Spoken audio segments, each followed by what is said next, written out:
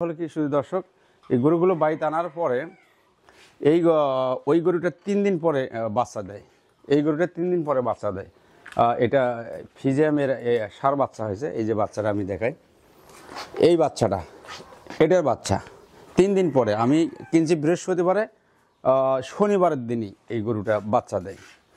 আর এই বাচ্চাটা দেখেন, এটা ফিজিয়ামে, এটাও ফিজিয়াম, কিন্তু কালারটা ফিজিয়াম কালার হয়নি, এটা নেপালি কালার হয়েছে। আসসালামু আলাইকুম, আপনাদের প্রতি আন্তরিক শুভেচ্ছা ভালোবাসা জানিয়ে শুরু করছি দিনাজপুর ডিস্ট্রিক্ট ঘোড়াঘাট থানা, কুচাপাড়া মৌজা। আমি নিজেই ঘোড়াঘাট মাছের টিভির পরিচালনায় আছি। তা আজকে আমি এদিকের ওয়েদার খুবই খারাপ, বৃষ্টি বাদলের সময়, যার জন্য আমি দূরে কোথাও ভিডিও করতে না যাওয়ার কারণে আজকে আমার এই নিজ খামারের একটা আপডেট আপনাদেরকে জানাবার জন্য চেষ্টা করছি। আপডেটটা হলো কি যে আমি কিছুদিন আগে যে এই যে এখানে দুটো গাভী দেখতেছেন, এই যে একটা গাভী, সেই দর্শক দেখুন ভালো করে।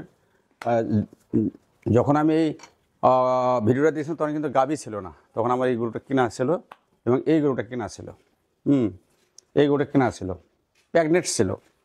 কিন্তু আমি আপনাদের কথা দিয়েছিলাম যে আমি এই গরুগুলো খরচ বরচ দেয় 2,19,500 বা 20,000 টাকা খরচা গেছিলো।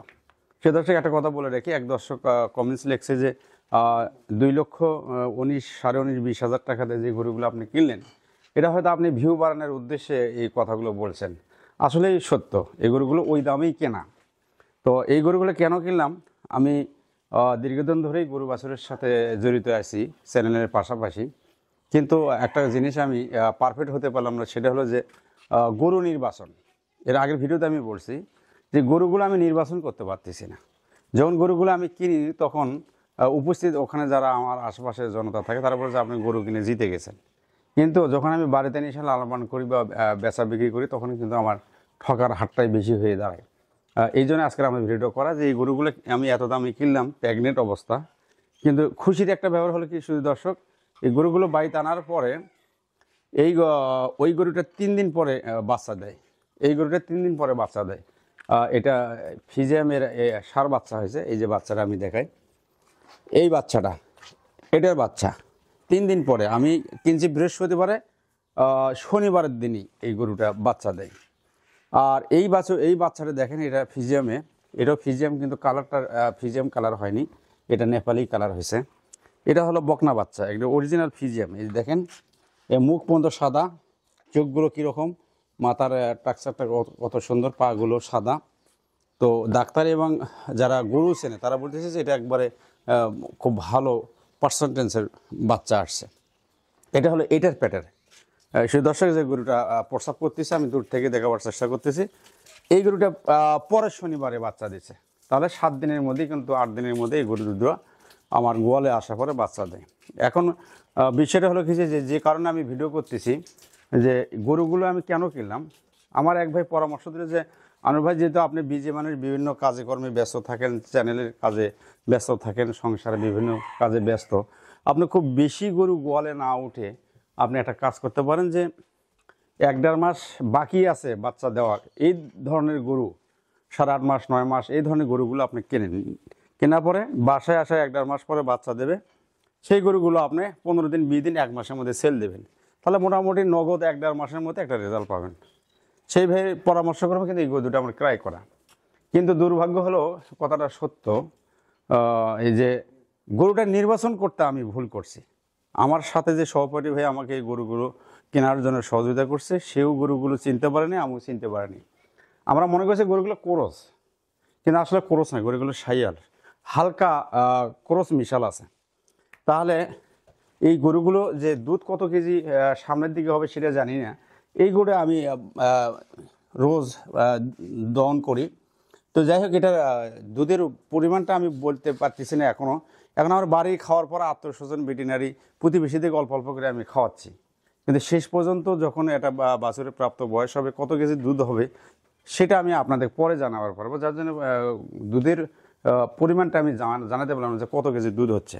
তো এই গরুটা আমার মনে হয় যখন একটা ফুল সময় হবে, দুধ নেমে আসবে, তখন গরুটার 4.5-5 কেজি পর্যন্ত দুধ হতে পারে। আর এই গরুটার থেকে এই গরুটার মানটা ভালো, কি জন্য দেখেন, মাথার সাইজটা ভালো, এই যে দেখাচ্ছে আপনাদের, মাথার সাইজটা ভালো, ঠোঁট খাটো, খাবার দাবার মান ভালো, এই যে চামড়াগুলো চামড়াগুলো কিন্তু এই যে পাতলা, ওটার থেকে ওটারও আমি দেখাবো ওটার কি অবস্থা। এই চামড়া পাতলা, এই যে পিছনের যে সাইডটা, যে গরুর দুধ হবে সেই গরুগুলো কিন্তু এই যে পিছন সাইডটা ভারী হবে, এটা ভারী হবে, ওটার থেকে এটা কিন্তু পিছন সাইডটা মোটা এবং ভারী।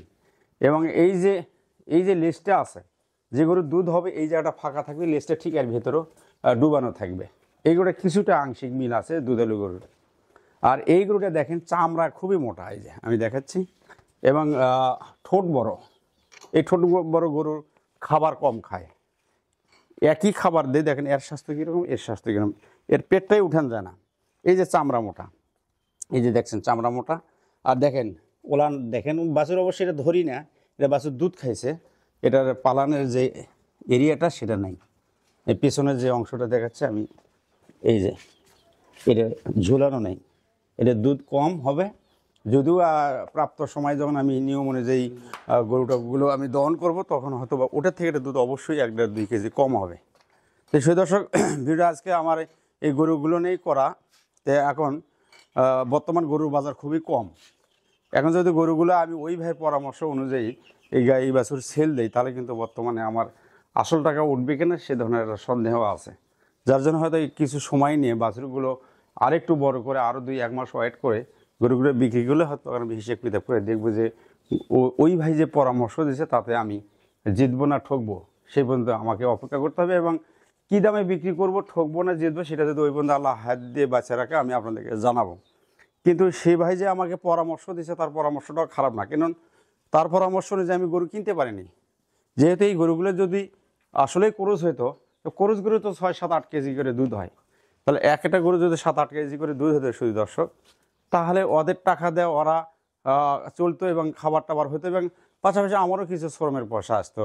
যেমন একটা খামারে বিভিন্ন সাইটে খরচ আছে, বিদ্যুৎ বিল, যেমন এই যে গোয়ালঘরগুলো পরিষ্কার করে সেখানে পানি ব্যয় হয়, সেটা বিদ্যুতের দ্বারা হয়। আবার একটা ঘাস কাটার মেশিন কিনছি, সেই মেশিনটা তো বিদ্যুৎ ছাড়া চলে না। তাই সব কিছু মিলে খরচ আর খরচ, খরচ আর খরচ। সেই দর্শক, আমি এই গরু সম্বন্ধে বলা শেষ। এই গরুগুলোর বয়স আমি বলে রাখি, দুটোই কিন্তু অদাঁত, এখনও দাঁত হয়নি। আর এই গরুটা আমি আপনাদেরকে জানিয়ে রাখছি, এর মা আমি বিক্রি করে দিয়েছি।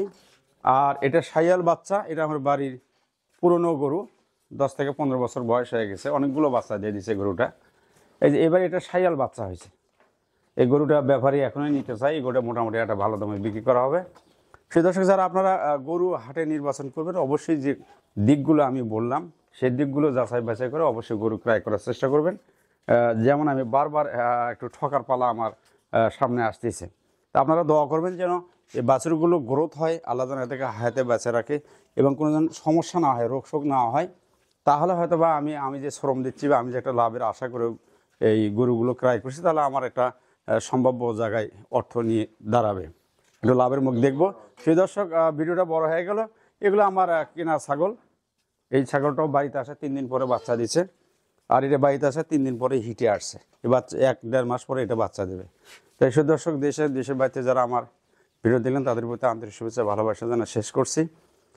আপনারা অনেকেই বলেন যে খামারে গরু নেই, শুধু আপনি খামারেই ভিডিও দেন। আসলে এটা কৃষি ভিত্তিক চ্যানেল, এগুলোই তো আপডেট থাকবে।